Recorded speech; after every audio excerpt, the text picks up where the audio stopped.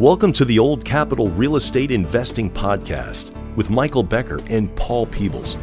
During this program, you will hear interviews with real-life successful investors who will share their stories and provide useful advice on how to acquire, finance, and operate apartment complexes. Now, here they are, Michael Becker and Paul Peebles.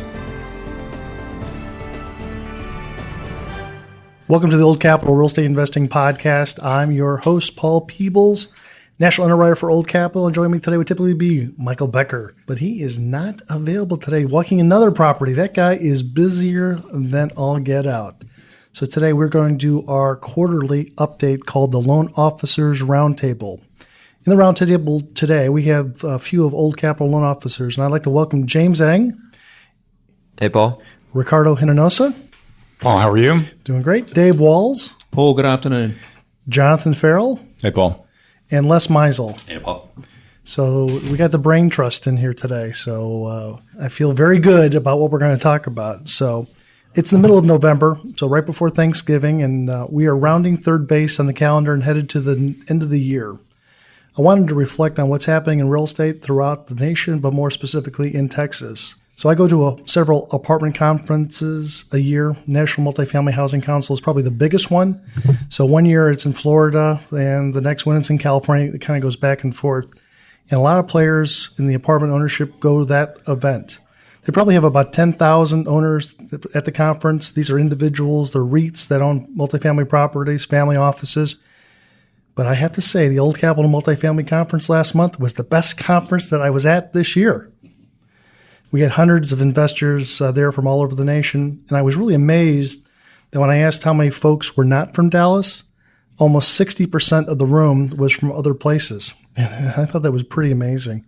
So I appreciate everybody that helped make it a success, but I really want to recognize James Eng for his enormous contribution on putting it together. So James, thanks for putting it together. Are we going to have another conference next year? And any final thoughts? We will. I mean, I think the feedback was great. I mean, I really appreciate it. I think we had about 475 people there, spent the whole day with us, and really went through sort of the life cycle of the deal.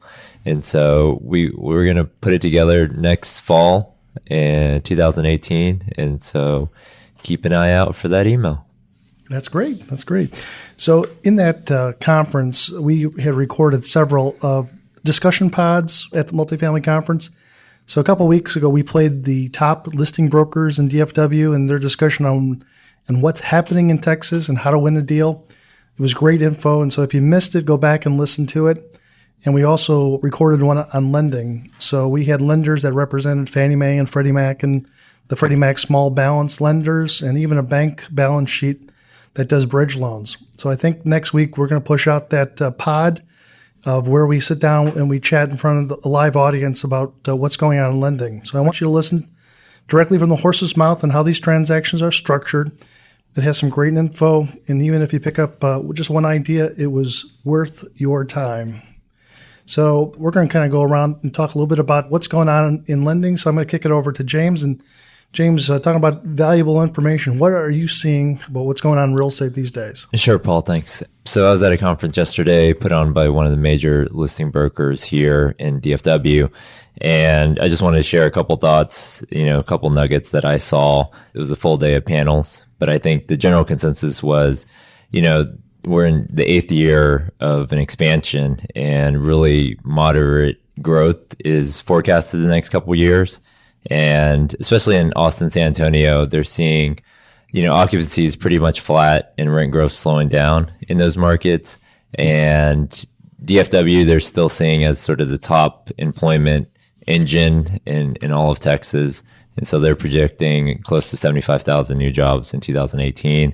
And rent growth is still at, 2 to 3% here in DFW. And I think the wild card, nobody actually knows what's going to happen in Houston. I mean, occupancies come up 2% in the last month after Harvey, and rent growth has come back from negative to positive, and all the new supply has been absorbed, it seems like, in 1 month. And so there's no new construction coming. And so almost everybody is cautiously optimistic about Houston.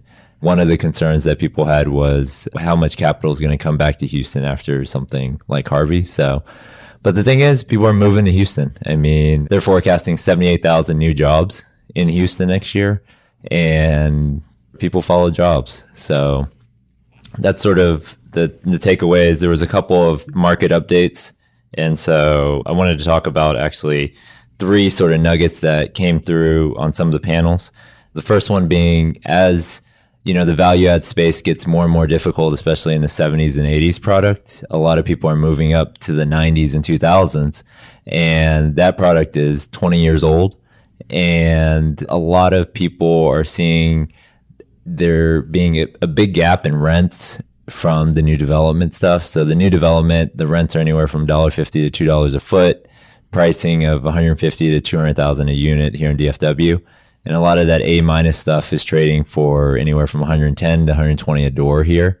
And so they're seeing rents at $1.10, $1.20. And so that gap, people are moving into that space now, really upgrading those properties that have, really haven't had any upgrades in the last 15 years. So that's number one. Second thing is around technology. Commercial real estate moves slower. It's not like the stock market. It's it's a illiquid investment. In the same way, technology has also been slow to adapt in the commercial real estate space. And one of the things that there was an investor, he was about 50 years old, on a panel, and he said, if you don't have, a 30-year-old in your company who's innovating and doing something in the social space, in the podcast, in the voice space, then you will be disrupted. And so I thought it was very telling on, he hires younger people, and what they do is they do a lot of investor videos for their limited partners. And so they're out on the property and showing what's going on and putting that out, because a lot of investors just can't get to the property or they're out of state. And so I thought that was very unique. And our friend Gary Vaynerchuk, his focus right now is on voice. And he thinks voice, you are going to order everything on voice. And the push on that is really, you can listen to this podcast and be doing something else. And so the ability for you to save time through voice is, so it's not as easy to just watch video and do something else. So voice is going to be the next medium for him. And then the last thing here on sort of my nuggets from the conference was also around single family pricing. So US home pricing has gone from 2006 to 2016 or 2017 across the US is up about 9%. From the peak to current. And in Texas, it's a completely different. Single family pricing has gone up about 40% in San Antonio. And then in Houston, Dallas, Austin, it's up about 50 to 60%. And so that has really changed the first time home buyers coming out of the B&C product. A lot of the renters in the A space, they can go and afford some of these starter homes that are $300,000 or $400,000. But the people in the B&C, the renters in that space, usually in this point in the cycle have moved and purchased the starter home. That's $150,000, $200,000, $300,000 maybe. And they haven't. They have not done that. So a graph yesterday they showed was just that typically vacancies on B&C product has not, it would go from maybe 9%, dip down to 5 or 6 and then stop. But it's dipping into 3-4% vacancy numbers, and they're not seeing that change. With no concessions either. No concessions, and you're getting there on B and C stuff, whereas the A stuff now is 6-7%. It's creeping up. Yeah, talking about that too, is that I was at that conference also, and one of the things they pointed out, which absolutely makes sense, is that housing construction has fallen short of demand. That if you just went back between 2000 and 2007 in the family home patterns, is that you had an oversupply of 2.6 million units. Oversupply. So if you remember, that was the free credit, no money, no down payment, no job, okay. But today, from between 2008 and 2018, there's an undersupply of 2.0 million units. So just because it's tougher for construction builders to get loans put together, so very difficult to put properties in the market right now for home buyers. Yeah, there wasn't much that got out of the developer panel, but the thing that came across was that debt is available, but instead of getting 5 quotes, they've got 1, maybe 2. And so they're having to bring 40% equity on a lot of these deals on larger developments. Yeah, so we do a lot of multifamily ground up construction, and that right now that is a pretty difficult thing to do. It used to be, back about 7-8 years ago, it used to be 75-80% leverage. Then it became 70, and right now it's about 65% max leverage for new construction. So if you're going to build a Class A minus property, A property, 150 to 200 doors, you're talking about 65% leverage in the deal. So you got to come in with some serious cash. So there's not a lot of new construction going on right now. I mean, there's a lot of stuff in the pipeline, but the lending has started to be a lot more difficult. Anything more? And one developer said, if BNC is getting very competitive, but if you build and wait 40 years, you'll have yourself a BNC property. One of the things that conference too that I thought was pretty interesting is they showed a graph of where the young college graduates tend to move. And they were kind of showing what net migration of college-educated people under the age of 40. And there's kind of a big smile in the lower part of the United States of areas that have plus net migration patterns, California, Nevada, Arizona, Texas, of course, areas like Florida, Georgia, South Carolina. And of course, you can imagine through the center of the country, whether it is Iowa or Missouri or Nebraska, they have 0 or they're actually losing people to these areas. But what do you think the 3 highest net states are for these young professionals, educated people that want to go to? James? Well, I don't know the 3, but one piece on that is that a lot of investors who have been in Texas, they are looking more heavily at Phoenix and Atlanta. I don't know if those were the college educated people are moving, but those are the 2 markets that. Think of the areas that have the propensity to have marijuana.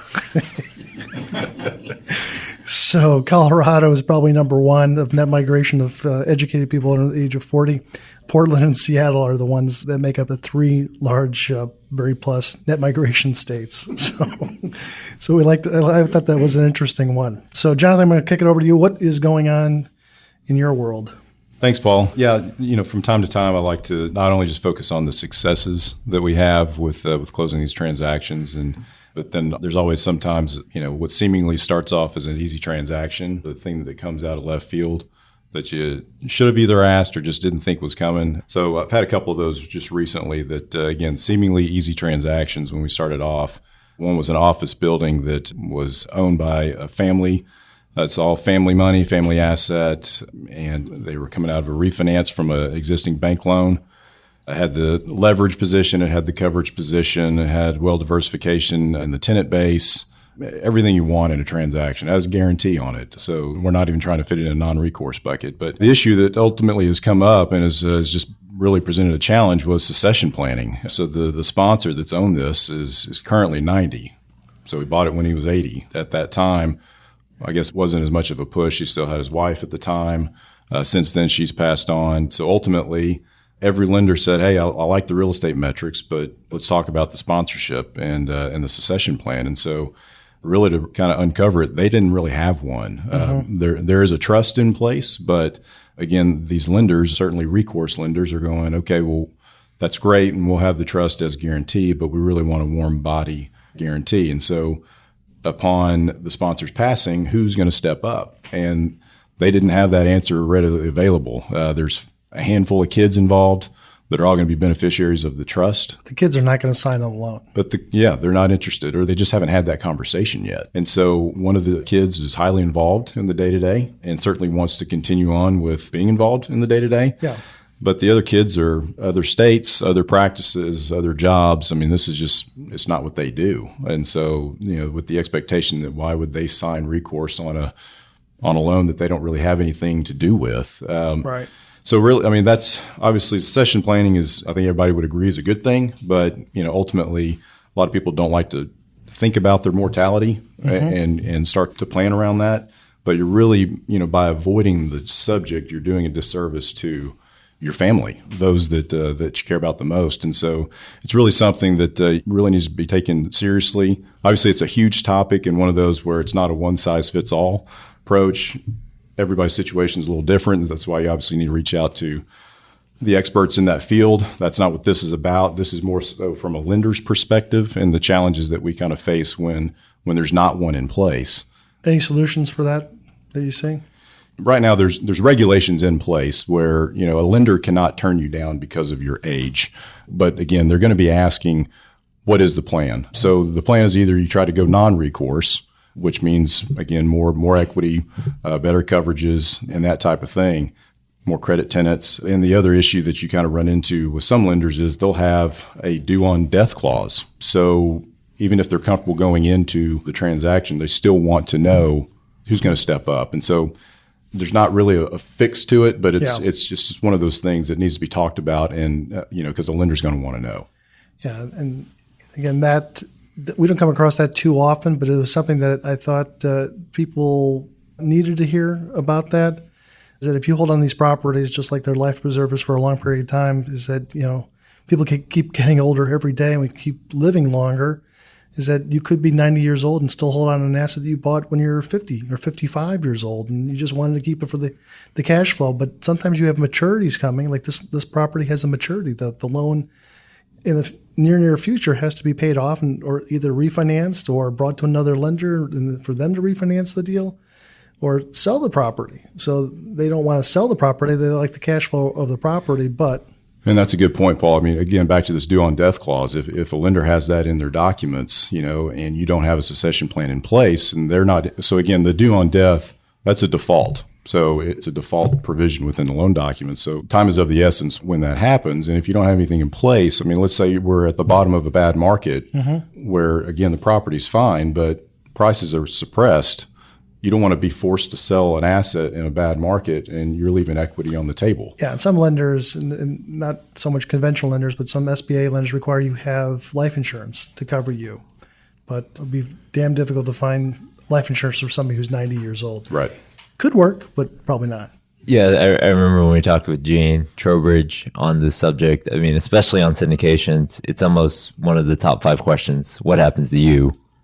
Who's going to keep running the ship? And I would say in syndicated partnerships like that type of thing is always set up. This is more one where it was family specific. It's family money. They don't have to answer to outside investors. It's just dad's always taking care of it, so we haven't been involved. And some families are open to talking about money and finances and that type of thing, and then others are very close to the vest. And so, got it. What else are you working on? Another successful closing, but a challenge that we kind of had to find a way around towards the end is HVCRE.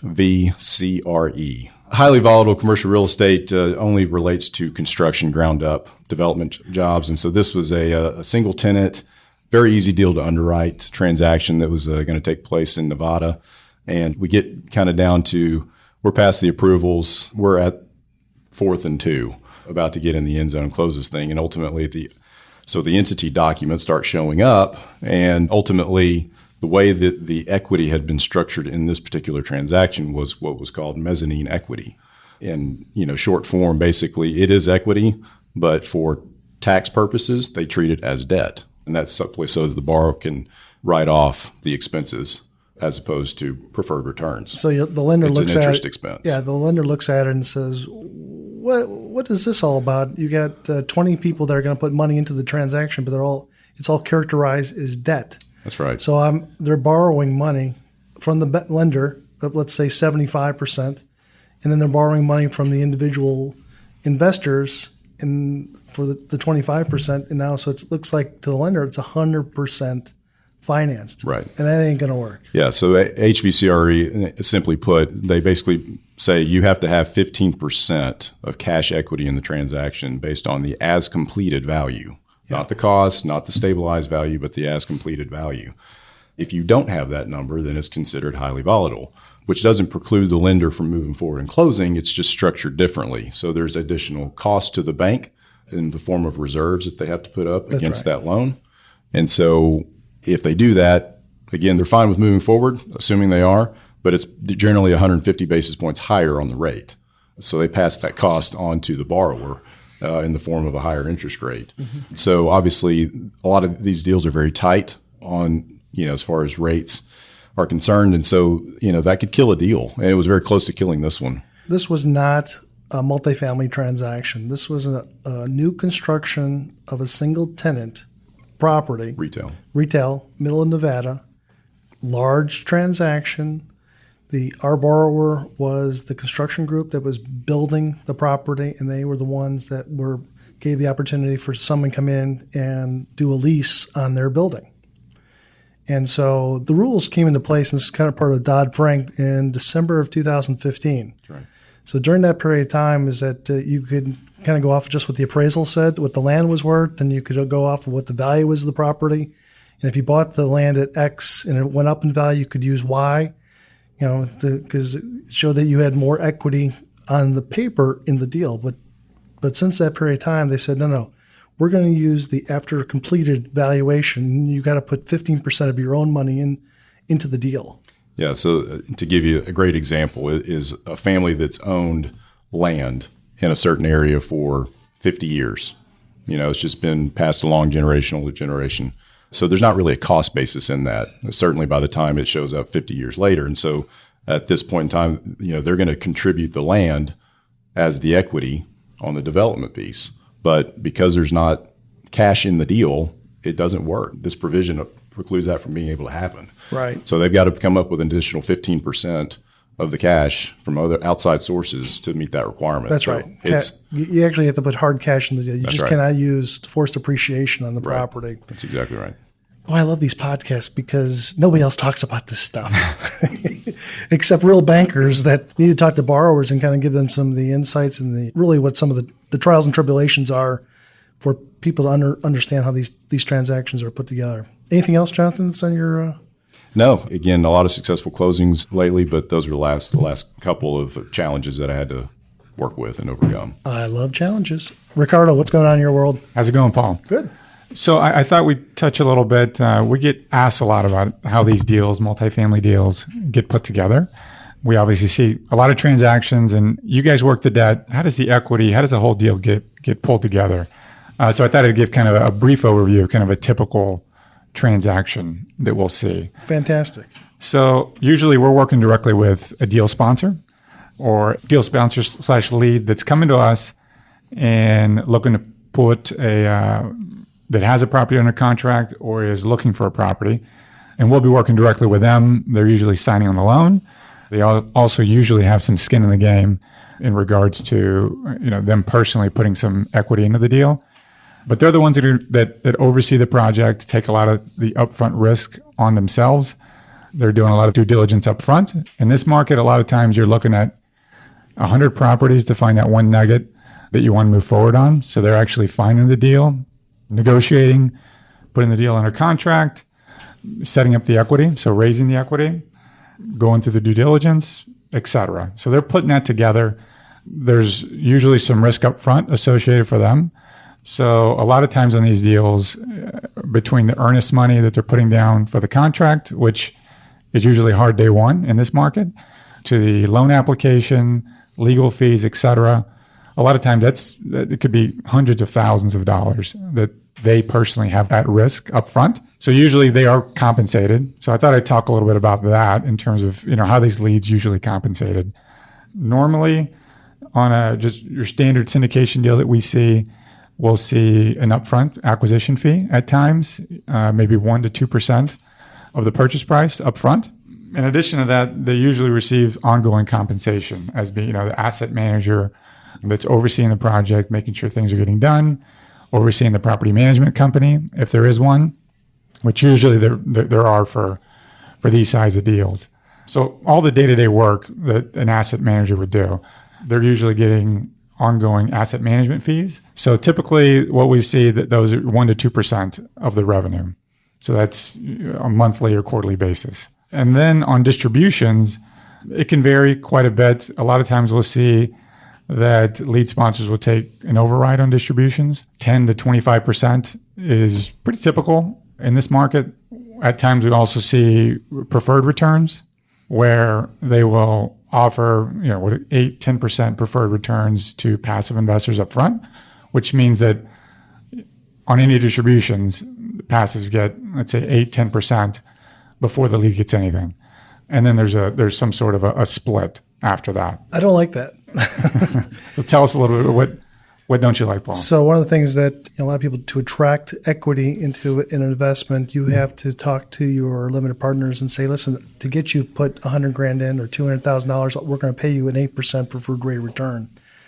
So that's not bad when the market is going great guns like it's doing right now. Is that typically how it's structured is 8%, and then there's maybe a waterfall on the backside of the deal. So after the deal closes, you guys kind of chop it up into pieces. Is that maybe the limited partners get, 50%, 60% of the deal, and you as a lead sponsor get maybe 40, 50, 60, whatever that number, whatever you guys have worked out. One of the reasons that I don't like preferreds going into kind of a softening market, and I don't know if it's a softening market, but I'm just telling you how I see, is that you have to pay these people either one or two ways at the 8%. You got to pay them now.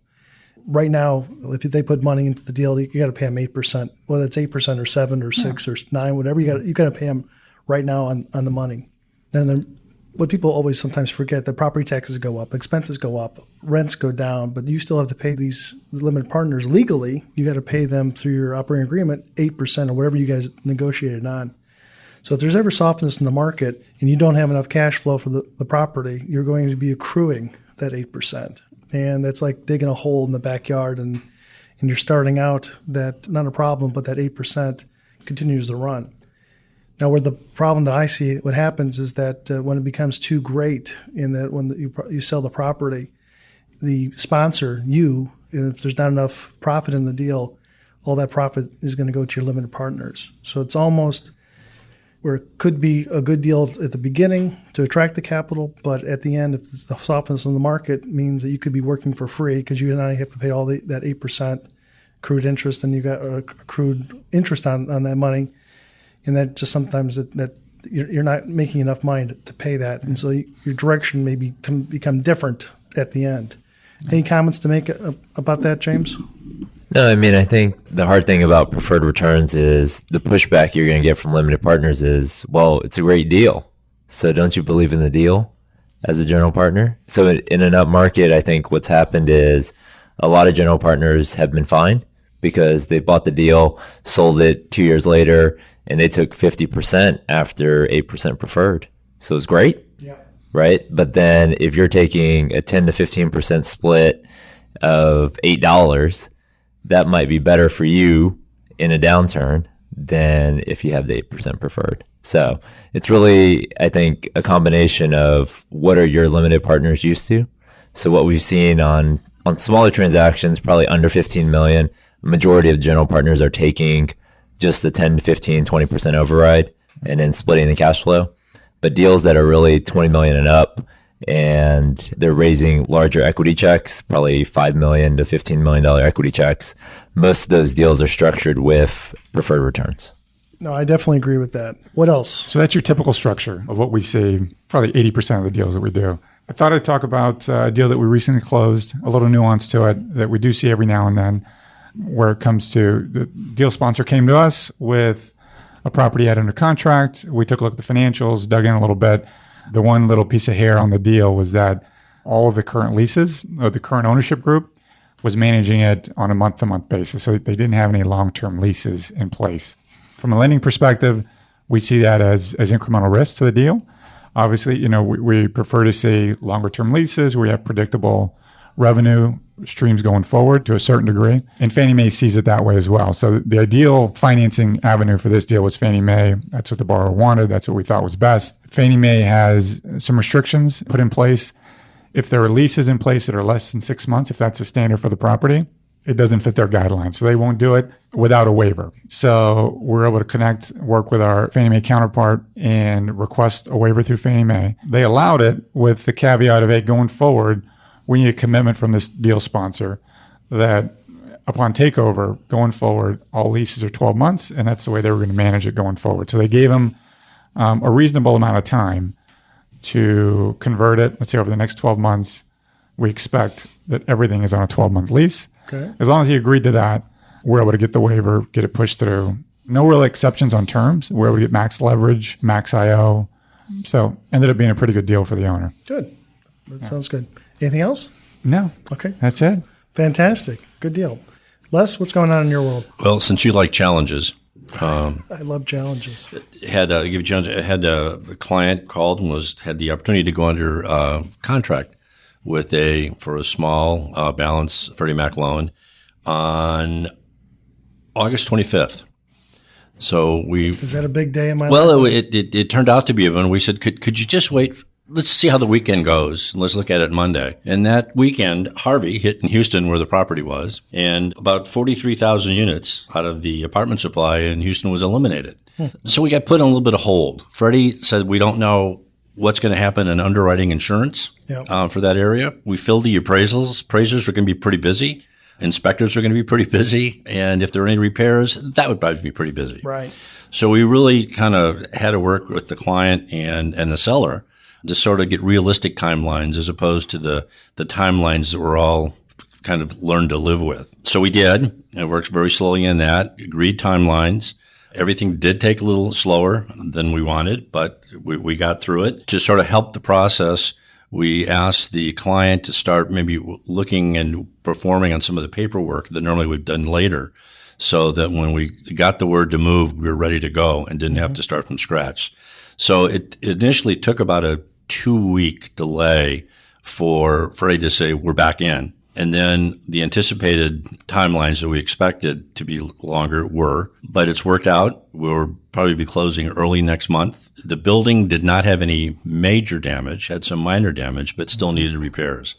So we're just looking at it very closely. So that's kind of, timing is everything. And as often said, time kills all deals. And we're glad we waited the weekend, though. That might have been not too good to make a commitment on that Friday. Yeah, you could have gone under contract and then found out that the asset wasn't going to be there. Yeah, it wasn't going to be there, or it was the next state over. So we had to be careful. So we've kept an eye on Houston, and just kind of to go along with what James mentioned earlier.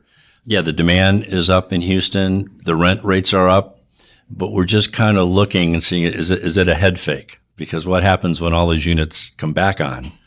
And there is some new construction. So we're just keeping an eye on it. As always with the Yellow Capital Podcast, stay tuned and we'll keep you up to date. I love it. James, anything more to add to that? No, I was going to say maybe on these LOIs, we should say day one, money's hard, clear title, environmental, and hurricane. Add that on there. Especially in Texas and Florida and the Gulf Coast states. I'll write that down. Put that down. Dave, what's going on in your world, your life? A quick story just related to Les's story about the hurricane. I had 2 properties that were directly in line with the eye of the hurricane in Corpus Christi. And we basically watched the news that night and thought there's probably not going to be anything left except a concrete slab the next morning. And that's when the hurricane moved a little bit east and missed our properties and wiped out Rockport. So it is, it can be very nerve-wracking. So, you can't control Mother Nature. Anyway, so just a general overview. Cap rates are still compressed in the areas that I work in, which is Central Texas, Austin, San Antonio, and the surrounding areas. So, but I will say, though, that just in the last couple of months have seen what I consider to be possibly the start of some price softening where sellers have asked big dollars for properties and then they've come back rather quickly after testing the market and then agreed on a slightly lower price. So maybe it might just be a temporary, but it could be maybe a telling of some things to come where sellers are starting to realize that, they've got to back off a little bit if they want to get the deal done. So that was interesting there. I want to talk a little bit about, obviously, when buyers are coming in and looking at deals, they're still fairly thin. That's not a surprise. And buyers, obviously, they want interest only so they can make their deal work and make money for the investors. And they're also looking at things like if they're doing a Fannie Mae loan, they're looking at relying on a rebate in the green program. So just very quickly, a slightly older property usually can qualify for some sort of a green program improvement, and that will usually equate to a little bit of an interest rate reduction, which also can help your numbers. So if you've got IO, you've got a little bit of a rebate interest rate, it starts making the deal look pretty attractive. But I just had a deal recently where we got interest only. We got 4 years of interest only. It was great. It would have been nice to have got the green program rebate, but what happened was this property had quite a huge water leak. And so the normal ways of getting your green energy rebate is usually with water and going in there and retrofitting valves and toilet systems and shower heads and getting a quick 20% savings in water, which will get you the green energy approval from Fannie Mae. In this case here, by doing those normal things, we weren't going to get even close to 20% because there was such a huge amount of water leakage. So we had to end up not going ahead because to get that 20% was going to cost an exorbitant amount of money to try and find that 20% in other areas. So, it's not always a magic bullet. Like how much? How much was it going to cost on that transaction that the borrower would actually have to physically take money out of their pocket to put into it? $400,000? It's about $270,000 versus typically on a property this size to get your typical green energy items done, which would get you the rebate would be, probably $20,000 to $30,000 in your normal plumbing and water fixture fixes. So, this is can be part of due diligence and where you kind of can identify something which may end up going a little bit upside down on you. So so that green program, remember, is the rewards program that if you do have a property that can have a 20% energy reduction cost, you'll save up to from 25 to 33 basis points of your interest rate. So that can be a pretty large piece of, if you have a $10 million transaction, that's a large cost savings to have the green program. That's exactly right, Paul. But one thing to bear in mind is that we have heard recent rumblings from Fannie Mae that the green program may be not coming to an end, but it's going to be a lot harder to comply with the green program. And so this is probably something which may happen in 2018, where, there's politics involved as well, but we're going to see possibly it being a lot harder to get your property a green program on there. And a lot of people who are relying on that with interest only, for example, and the green program rebate to make their deal work are going to have to think again. Yeah, what was interesting, one of the guys yesterday from Freddie Mac was saying that, Fannie and Freddie typically want to be about 40% of the multifamily market in terms of debt, and this year they'll probably be over 50. And a lot of that is because this green business is uncapped, and so they're sort of cap on multifamily, they're not even close to the cap, but they're doing a lot of the business. So. What again does that mean? So let's say Fannie Mae, I don't know the actual numbers, but let's say Fannie Mae wanted to do $40 billion this year in debt. That's a number. That's a big number. Yeah, that is the number. But if it qualifies for green, if the loan qualifies for the green program, then it doesn't count towards that cap. So this year they could do 60, 70 billion in volume. And so Fannie plus Freddie, if they're 150 billion this year, and that's half of the market for multifamily debt, then that's too big for them. They want to be in the affordable space. They want to be in the market, but they don't want to do all of it. So they're just saying maybe we should pull back a little bit. I get it. Dave, what else? Once again, as I said, cap rates are still compressed, although I think we're definitely going to start seeing some easing of that, I think. Our interest rates haven't ticked up much yet. There's been up and down. I think everyone's seen the 10-year, but, we all know that it's not going to be down forever. So I think we will start seeing a little bit of softening there. It's interesting too, particularly in the Austin market, starting to hear, whispers of some of the Class A having to start getting some concessions out there. So we're starting to see a little bit of that, which was expected. So and that can obviously trickle down. Another thing too, a lot of my clients are looking at properties in tertiary markets because obviously San Antonio and Austin and some of those surrounding markets, San Marcos, New Braunfels, are so expensive that they're starting to find deals that are actually looking a lot better, work a lot better, and we've closed a few now. As an example, El Campo, Texas, Moulton, Texas. Where are these places, Dave? Well, let me find a map. So El Campo is a little bit west of Houston. It's sort of, I guess, 2/3 of the way from Seguin to Houston is El Campo, and then Moulton is probably 25, 30 minutes southeastish of Seguin. And then you're going to ask me, where's Seguin? Well, Seguin's a little bit east of San Antonio. So, in other words, some of these deals, even though they're smaller markets, can be an opportunity. So I'm actually seeing some of that happening, and they've been successful. So, what did that conference say, James? No, the two things on that. I mean, people are definitely taking bets similar to the way sort of Dallas and Fort Worth grew together. A lot of people are taking bets that San Antonio to the north and Austin to the south, all those areas in between, are eventually just going to be one big blob, and they really need to just put a huge airport in between those two and just call it a day. Yeah. Well, I think what was interesting about that conference that James and I were at, that they were just talking about the amount of transactions that are in, say, primary markets or even gateway markets, but we can't all understood that. But I was really amazed at the percentage of transactions in some of these secondary, tertiary markets. So if everyone's looking for yield, don't forget about the secondary, tertiary markets.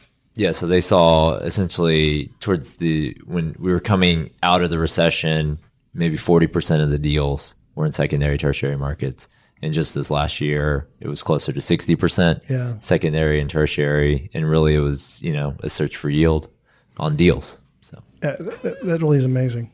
And just, once again, when you're underwriting and investigating a property in a tertiary market, you just got to look a little bit harder at the employment drivers and, what's keeping that market alive. Because obviously if there's a bit of a stress to the market or a downturn, it could have a bigger impact on you.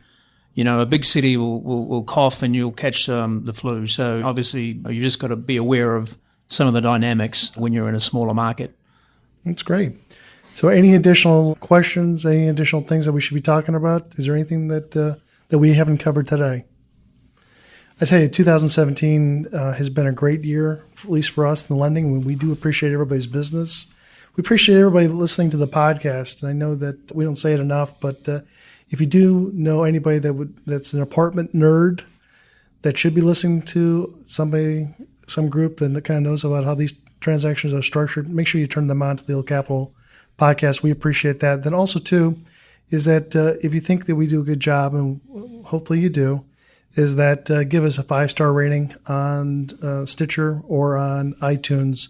We appreciate that. We're trying to build our listener base larger for 2018. So we appreciate that. Anything more, James? I think that's it. If you haven't gotten our white paper on multifamily finance, go to oldcapitalpodcast.com and click on the link on the right-hand side. That's perfect. James Eng, Ricardo Hinojosa, Dave Walls, Jonathan Farrell, and Les Meisel. I'm Paul Peebles. Thanks for everybody in the podcast, and we'll see you next time. Thanks. Thanks for listening to the Old Capital Real Estate Investing Podcast. Please join us at oldcapitalpodcast.com to sign up for our weekly email updates. We'll see you next week for another great interview.